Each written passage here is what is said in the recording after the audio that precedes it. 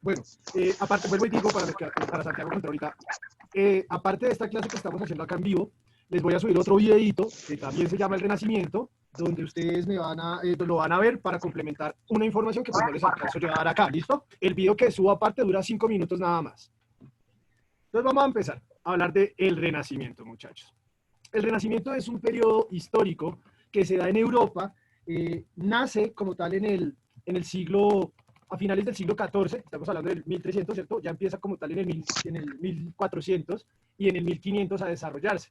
El Renacimiento pues cumple 3 fases que se las van a explicar en el otro video para que las entiendan. Aquí les voy a contar como muy por encima detallitos de lo que fue el Renacimiento. Entonces, lo primero que hay que entender es que el Renacimiento nace en Italia. Esa es su cuna. Allá nacen grandes artistas como Da Vinci, como Miguel Ángel, escritores como Giovanni Boccaccio, Dante Alighieri, que cambian la mentalidad de la Edad Media, pues porque se viene el periodo de la Edad Media y se entra al Renacimiento. En la Edad Media la filosofía era teocentrista, es decir, que todo el conocimiento giraba en torno a Dios. Pero en el Renacimiento los manes dicen, hey, momento, esta joda no es así. Nosotros no podemos darle prevalencia a un ser que primero que todo es superior que nosotros y nosotros no lo vemos. Entonces nace una corriente que se va a llamar el humanismo. Este humanismo busca la visión del mundo, del hombre y de las cosas. Es decir, el conocimiento ya no gira alrededor de Dios, sino alrededor del hombre, de lo que es el hombre. Así como lo hacía la antigua Grecia y la antigua Roma, los latinos. De hecho, de ahí se basa el humanismo para crear su filosofía, ¿cierto? A partir de las ideas de los griegos y de los romanos. Se pegan del arte, se pegan de la literatura para empezar a crear sus manifestaciones, ¿listo? Entonces, vuelvo a decir, estas manifestaciones políticas y culturales fueron llamadas humanismo. Entonces, esta es como la parte fundamental del Renacimiento, es el humanismo. Entonces, vamos a ver ese proceso. ¿Cómo se llega al humanismo? ¿Cuáles fueron las claves del humanismo? ¿Y cómo fue la cultura del Renacimiento? Eso es lo que van a ver conmigo. El resto se lo complementa el video que les envío ahorita después de que acabemos acá. Igual, esta conversación la estoy grabando y también la voy a subir, muchachos. ¿Listo? Entonces, los voy a volver famosos por YouTube. Bueno, vamos a empezar a ver cuál fue el camino hacia el humanismo. Entonces, por allá en el siglo XI se daban las cruzadas, ¿cierto? Las guerras cristianas por territorios y demás. ¿Esto qué permitió? Pues que hubiese una apertura de Europa hacia el resto del mundo. Es decir, Europa se conoció con el Oriente, ¿cierto? Con China, con la India. Empezaron a comerciar pólvora, seda y demás. Entonces, este es el primer paso, que se da muchísimos siglos antes, pero fue el primer paso, porque si no hubiese, digamos, una conexión entre las ciudades, entre los países, pues nunca se hubiese logrado llegar hasta allá. ¿Por qué? Porque digamos que una época filosófica, ¿cierto? O sí, un siglo completo, la cultura y todo lo crea la sociedad, eso no lo crea una sola persona, eso se crea en conjunto. Empieza a surgir un desarrollo en las ciudades, ¿sí? Empieza las ciudades no solo a ser un lugar para vivir, sino centros culturales, centros económicos, es decir, aparecen las clases sociales, ¿sí? Se rompe como la conexión con el feudalismo, que era lo que se traía, ¿cierto? El señor feudal, es decir, una persona que era encargada por el rey, que se encargaba de todas de una serie de tierras y él repartía quién hacía qué. Eso era el feudalismo. Eso se acaba en el Renacimiento. Nacen los burgueses, nacen las clases sociales como tal, ¿cierto? El clero, los reyes, los burgueses, los artesanos, campesinos.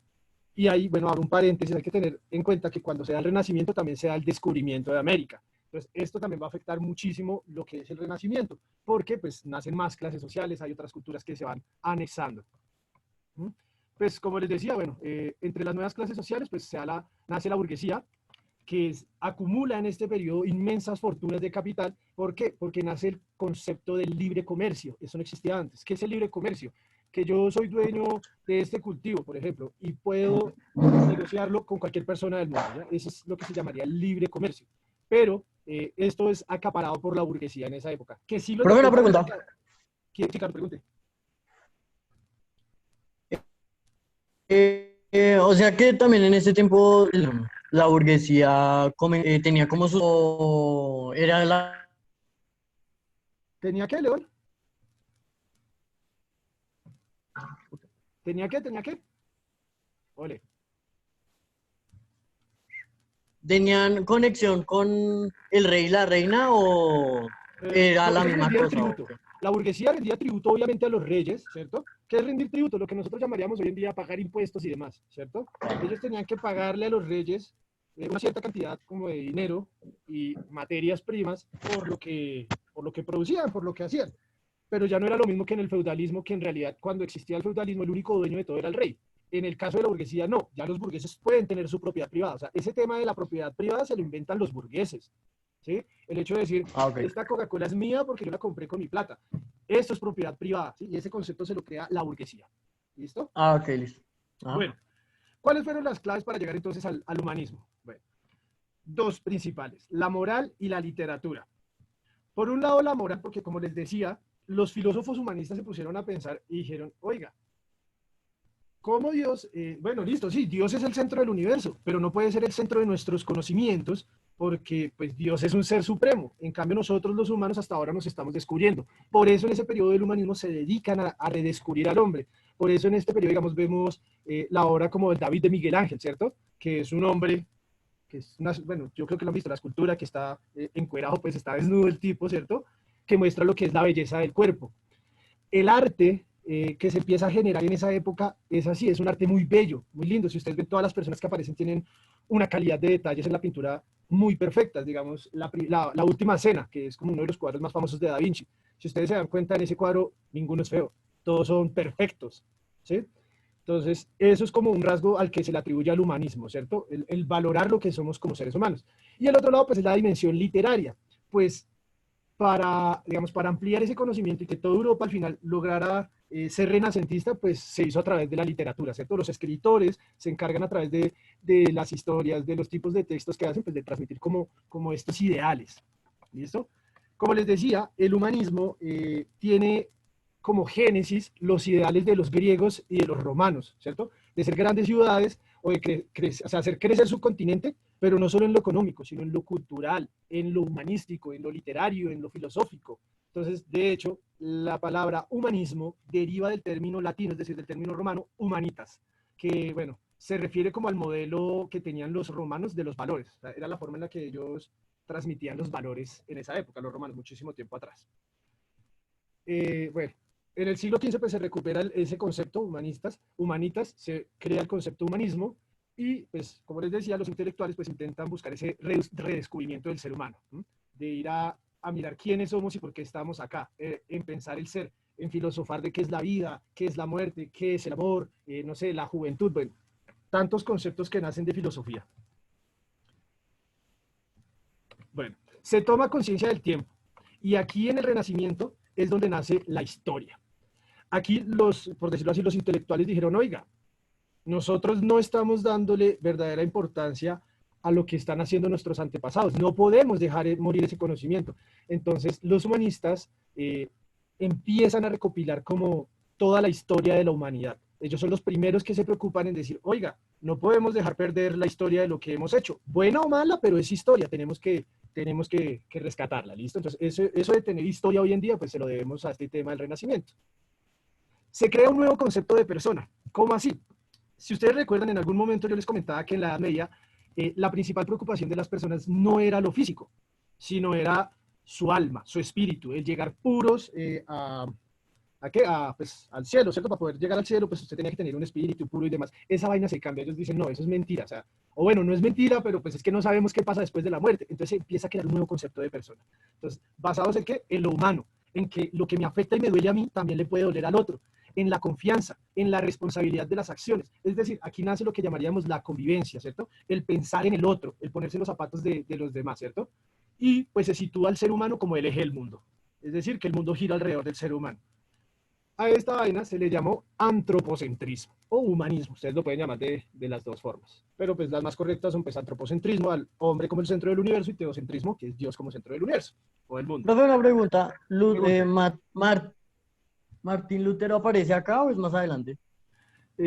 Lutero alcanza a aparecer en un pedazo del Renacimiento, pero ya lo que es el Renacimiento tardío, que es mucho más adelante, igual como Erasmo de Rotterdam, que fue el que creó como evangelización, que es lo que conocemos como los cristianos. Él también aparece en el Renacimiento tardío. Así que digamos que este periodo de la historia es supremamente importante para el cambio en las filosofías de los europeos. O si no, todavía hoy en día seguiríamos esclavizados pensando que si no cuidamos el espíritu nos vamos a ir al infierno, ¿sí? Que era lo Y que se seguiríamos pensaba. cagando las calles, sí. Profe, y Sí. aparte de los protestantes y eso, ¿también es de este tema o es más adelante? ¿También qué? Lo de los protestantes, Sí, o sea, en ese los tema o más protestantes adelante? es lo que yo le decía, lo de la evangelización. Esto empiezan a hacer Ah, ok. con Erasmo de Rotterdam, pero eso van a hacer en España, por allá en el siglo XVI, es decir, como en 1500, más o menos en 1550, aparece Erasmo de Rotterdam con esa filosofía. El man de hecho dice como, oigan, es que los cristianos, que son los católicos, y en ese tiempo se llamaban cristianos, decían, no, es que mire, los cristianos lo que hacen es crear guerras, asesinar gente, los papas el dinero que recogen no se lo dan al pueblo, o sea, eso no es de Dios, decía Erasmo de Rotterdam. Entonces, él fue de los primeros que empezó a crear como una religión alterna con los mismos Profe, dioses. Señores, pero ese Ah, no ok. fue Martín Lutero. no, eso nace con Erasmo de Rotterdam. Él fue el primero que da esa teoría, ¿sí? Que, bueno, espérenme, aquí les busco exactamente el nombre de lo que hizo Erasmo de Rotterdam.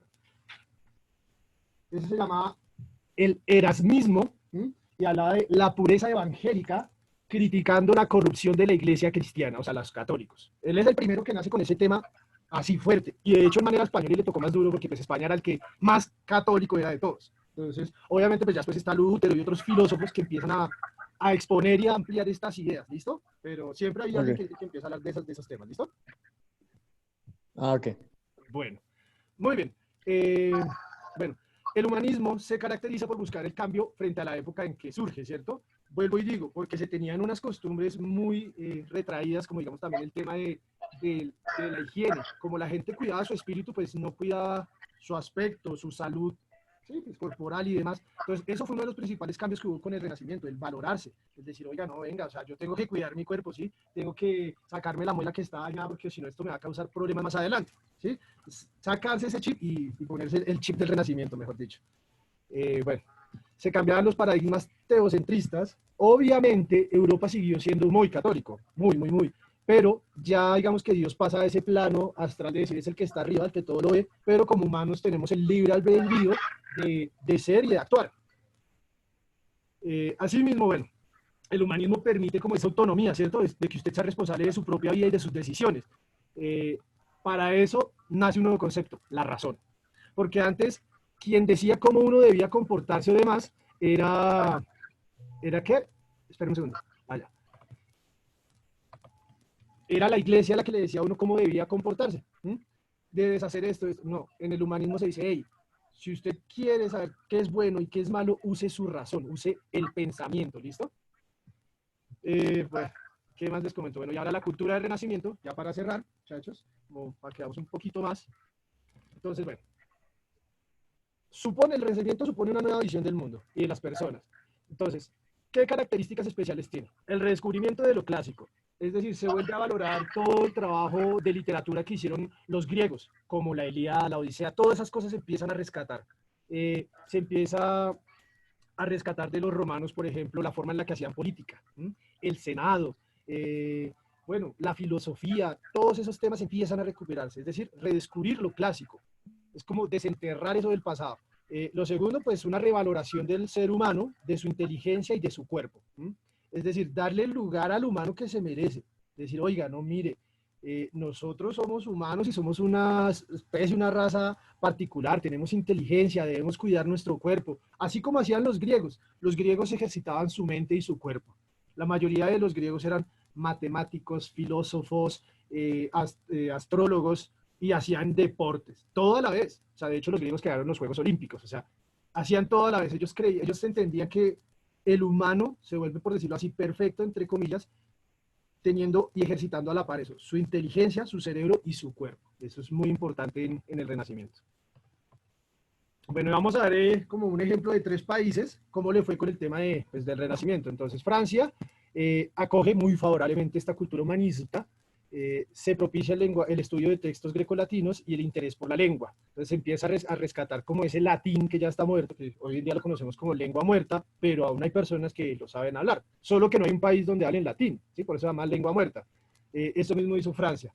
¿Qué más hacen ellos? Bueno, ellos más adelante, ahí nace la Ilustración en el siglo XV, en mero Renacimiento, se da la Revolución Francesa, uno de los primeros países europeos que se emancipa de los reyes. Ellos dicen, oiga, o sea, si el pueblo le está dando a los reyes, el pueblo les aporta tanto, nuestro pueblo está muriendo de enfermedades en las calles, está muriendo de hambre, mientras la reina se baña en leche, porque sí, María Antonieta, que era la reina en ese entonces, se bañaba en leche. Entonces, ellos se embejucaron y por eso Francia siempre es un referente de revolución y de Como libertad. una amiga. Como una amiga, ok. Este está siendo grabado y monitoreado. Qué boleta, Pipe.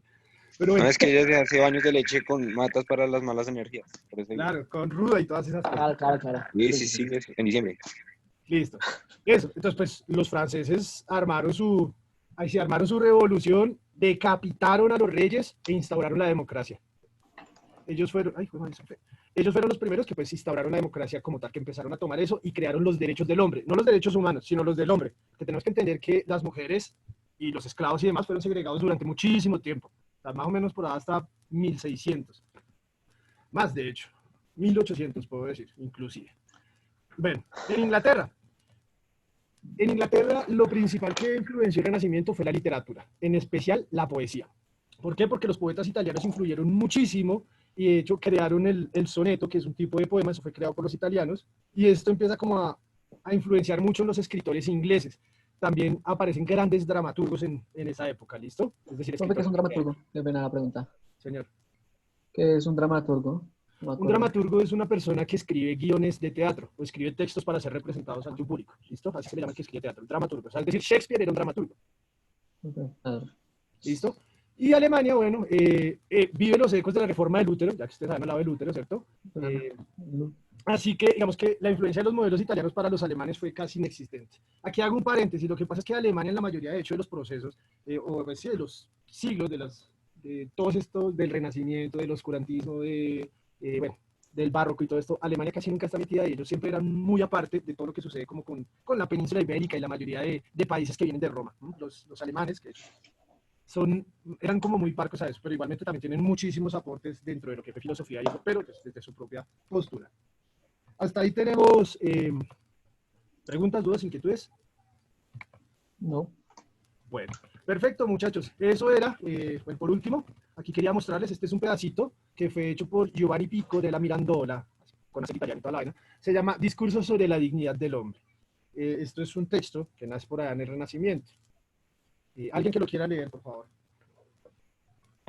No, todos. Yo. Listo. Espera. Discurso sobre la dignidad del hombre. He leído en los antiguos escritos de los árabes, padres venerados, que Abdalá el Sarraceno, dice ahí, Sarraceno. ¿sí? Sarraceno, interrogado más maravilloso en esta escena del mundo, había respondido que nada veía más espléndido que el hombre. Con esta afirmación coincide aquella famosa de Hermes, gran milagro, o Asclepio es el hombre. Muy bien. Este fragmento, aunque probablemente no lo hayan entendido muy bien, es la introducción a dignificar el papel del hombre, ¿sí? Podríamos decir los humanos, pero tenemos que entender que así el Renacimiento haya emancipado esta figura del humano, siempre prima el hombre sobre la mujer, y más en ese periodo de la historia donde aún pues, el machismo era muy, muy fuerte. Entonces, esto es como pues todo lo que quería comentarles del Renacimiento, porque pues ya después de esto vamos a empezar a ver cómo fue la literatura italiana del Renacimiento, cómo fue la literatura inglesa del Renacimiento, qué fue la ilustración, que eso se llama Kant, qué es la narrativa neoclásica, bueno, un poco de temas que vamos a ver de historia y de literatura ahorita aquí para adelante. Por eso quería hacer como esto aquí entre todos, que pudieran ver un poquito de qué fue el Renacimiento. Entonces, muchachos, el día de hoy no les voy a dejar taller, lo que vamos a hacer entonces es copiar este título del Renacimiento y van a copiar el esquemita que aquí les acabo de explicar. Eso está en la página 74 y 75 del libro, ¿listo? Esto que están viendo acá, lo van a copiar en su cuaderno, sin dibujos. Oye, profe, Señor, Yo lo quiero. gracias. ¿quién dijo Se que le no? quiere, ¿Verdad? profe, se le quiere. Lo quiero, profe. Ah, bueno, Buena. entonces Profe, me en va a el escribir un video. ensayo de 15 hojas sobre el Renacimiento, Dusan. ¿Cómo? ¿Qué? ¿Quién? Y la otra, ¿qué? No. No, así no. Molestando. Muchachos, Así cero no se centros, juega. nada más. A dormir, a dormir. Así sí no me gusta. Eso, Luisito, gracias. A dormir. Profe, una pregunta. Eso es, Ejercicio. muchachos. Usted Ayer lunes en fue el día de una hoy, como parte ustedes de todo diciendo, lo que nos habló lo que estamos viendo, pero ¿usted cree que la libertad de comercio dañó a Colombia en el año que llegó? Esa cara. Pues, puta, lo vi. Es que te escuché como muy entrecortado. ¿Lo corcho? No, es que lo escuché entrecortado. Escuché algo de Colombia, no sé. ¿Otra vez? Sí, ahora sí. ¿Listo? Sí. Profe, que yo quería saber, usted en un momento habló de la libertad de comercio y yo quería preguntarle que la libertad de comercio dañó a Colombia cuando llegó. ¿Usted cree eso o no? Ya entendí. El libre comercio. Bueno, el libre comercio no llega como tal a Colombia porque en ese entonces no existía Colombia. Estas tierras eran desconocidas. Cuando se da el descubrimiento de América, entre comillas, porque no fue un descubrimiento, aquí en América no se da ese libre comercio, porque aquí sí se impone como un feudalismo, por así decirlo. Es decir, los indígenas y las personas que aquí habitaban no tenían derechos.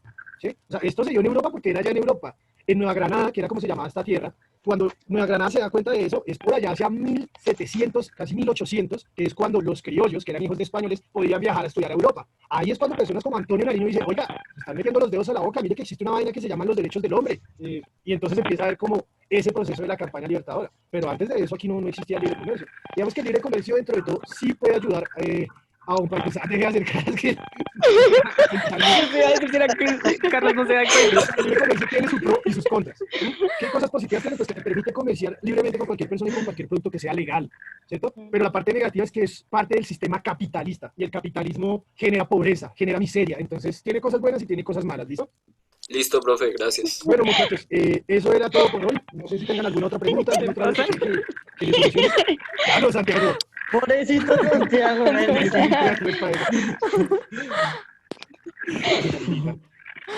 Bueno, Santi, ¿estás con sus amigos? Muchachos, un abrazo. Si siguen los inquietudes, bueno, voy a subir este mismo video y el otro video a Classroom. Ahí en esa actividad de Classroom que les suba, van a subir la fotico de sus apuntes, ¿listo? Eso lo voy a calificar como si fuera un taller. Bueno, entonces no pierdan la nota porque está muy fácil, no la embarren. Y yo veré siempre alegres y sonrientes como mi amigo Jaime. Depravado, el violador. Chao, profe, que te vaya bien. Vemos. Gracias a todos. Se les extraña mucho. Chao, chao. Acá está la gracia.